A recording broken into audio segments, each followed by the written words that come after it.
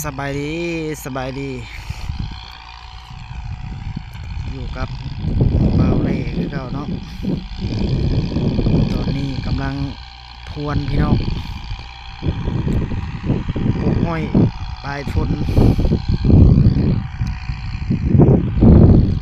แต่งนี่ประมาณ10 ไร่เนาะ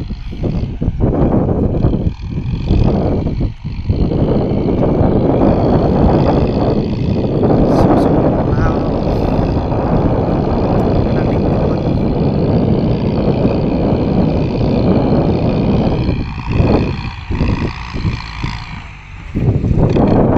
ฝากติดตามทางช่อง YouTube นี่เด้อพี่น้องกำลังพรวนดิน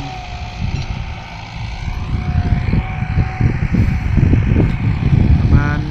มื้อนี้เนาะมื้อนี้ได้อยู่ประมาณครึ่งหนึงเนาะ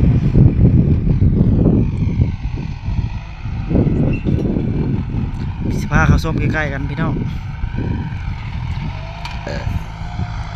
สายดันเฮาสิเป็นจังแนวใดเนาะตามรับส้มกันน้ำกัน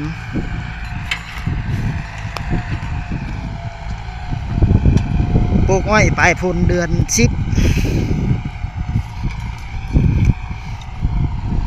ทางอื่นได้พี่น้องไทยแล้วบ่ล่ะบ่ตอนนี้เรากำลังเล็งพรวนประมาณมื้อวัน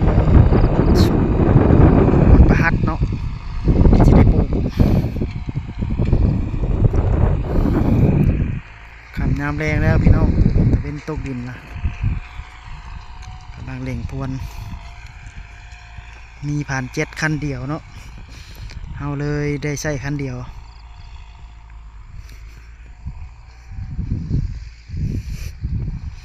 แปลงนี่เป็นแปลงของบุคคลเด้อ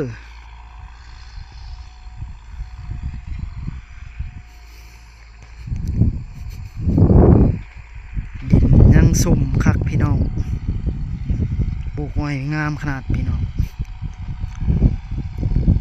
ฝากติดตามฝากไลค์ฝากแชร์ส่องใหม่เด้อส่องทาง Facebook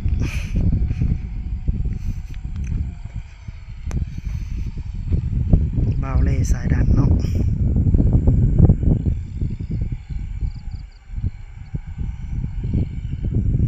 กำลังลุยเพิ่นว่า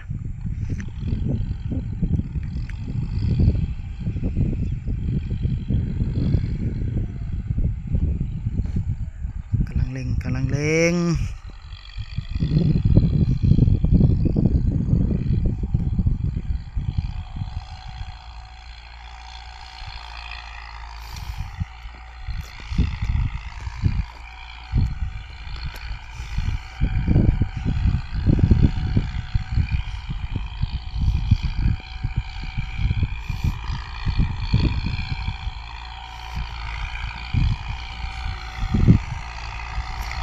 พาเข้าชมใกล้ๆกันเลยพี่น้อง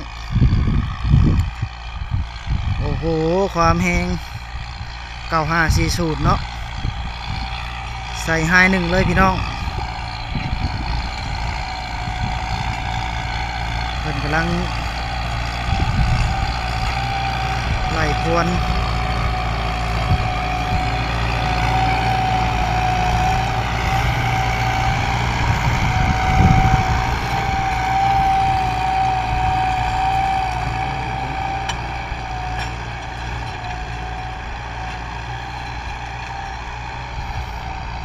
สุดยอดเลยเนาะ